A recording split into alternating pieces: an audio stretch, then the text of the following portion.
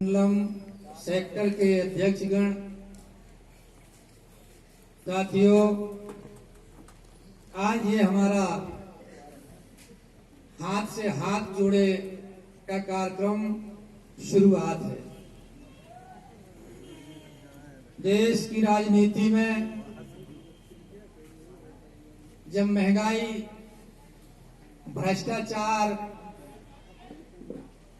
पाखंडवाद जब चरम सीमा पर चला गया तो देश के नेता राहुल गांधी जी ने सोचा कि इस देश में इतनी नफरत हो गई, भारतीय जनता पार्टी के शासनकाल में इतना नफरत फैला दिया, इतना द्वेष पैदा कर दिया, इसलिए आज हमें आवश्यकता है देश से नफरत को खत्म करना, नफरत को दूर करना और प्रेम भाईचारा को लेकर इस देश को जोड़ने का काम करने के लिए हमारे नेता राहुल गांधी जी ने किया। आज भारतीय जनता पार्टी में कौन सा ऐसा नेता है जो 4000 किलोमीटर चला हो, जो पैदल 4000 किलोमीटर चल के उन्होंने अपनी जो विचारधारा है, इस देश की विचारधारा है, जो कांग्रेस की विचारधारा है, समतावादी विचारधारा को आगे बढ़ाने के लिए उन्होंने ये काम अपने हाथ में लिया। आज हम अगर देखें, अगर हम महंगाई को देखें तो महंगाई चरम सीमा पे है।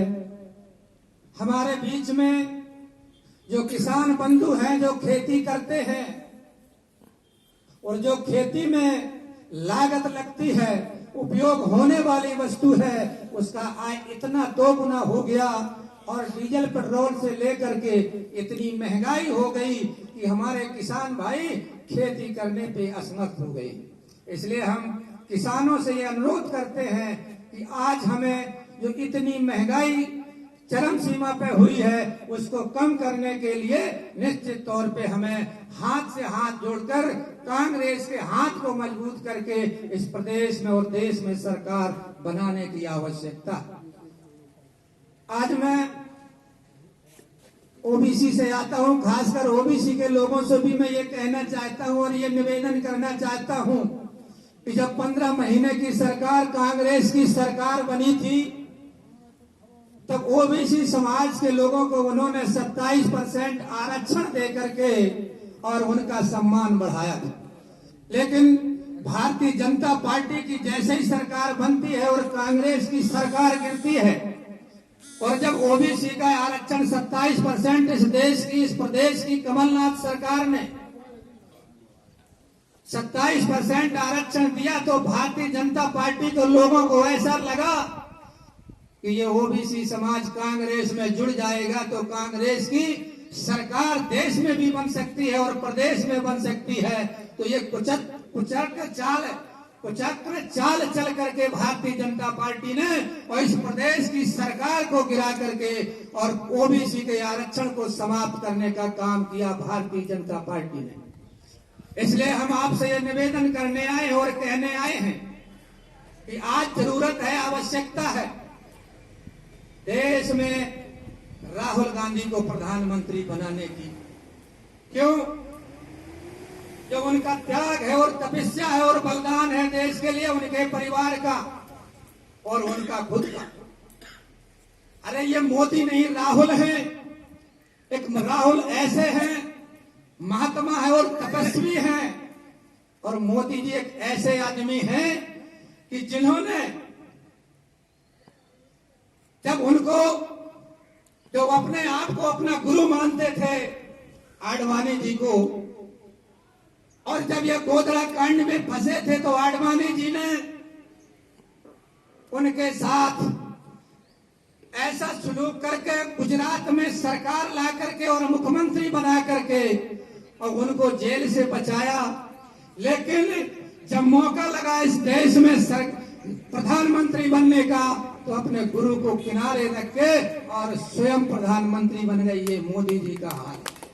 और जहां तक सवाल राहुल गांधी जी का है, अगर राहुल गांधी जी ये चाहते हैं कि मुझको प्रधानमंत्री बनने हैं, लेकिन उनकी त्याग और तपस्या, चाहे उनकी माँ की हो, चाहे उनके पिता की रही हो, चाहे उनकी दादी की रही हो, या स्वयं उनकी स्वयं की हो, अगर वो चाहते तो 2004 में भी प्रधानमंत्री सोनिया जी बन सकते थे, क्योंकि देश में उनकी मेजॉरिटी आई और सरकार बनाने के लिए कांग्रेस आगे आई।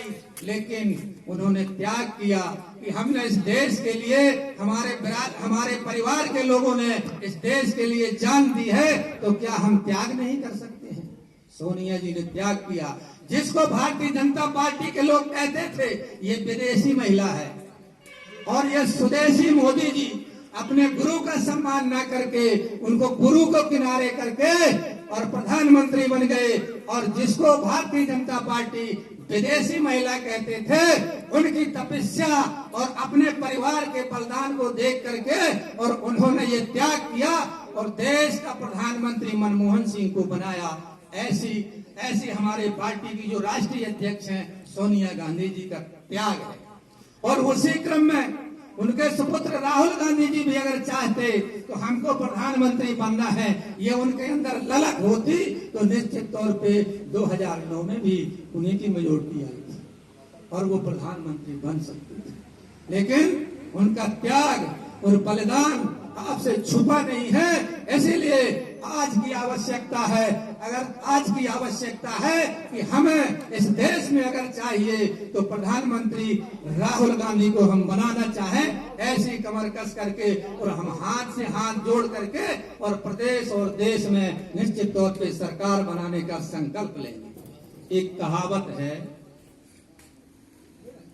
कि नीति कितनी भी अच्छी हो, नीति कितनी भी अच्छी हो, तो अगर उस नीति को चलाने वाले की नीयत अच्छी न हो तो वो नीति काम में नहीं आती। बाबा साहब डॉक्टर अंबेडकर ने इस देश की नीति तो बहुत अच्छी बनाई, इस देश का संविधान तो बहुत अच्छा बनाया, लेकिन उस नीति को चलाने वाले की नीयत खराब है, इसीलिए वो नीति हमारे काम में नहीं आती है। इसलिए आने वाले 23 और 24 में हमें नीतिवान लोगों का चयन करना है और नीतिवान लोगों को बाबा साहब डॉक्टर अंबेडकर की बनाई हुई नीति को चलाने तक भेजना है। ऐसी आपसे आशा रखता हुआ, विश्वास रखता हुआ अपनी बात को समाप्त करता हूँ। धन्यवाद।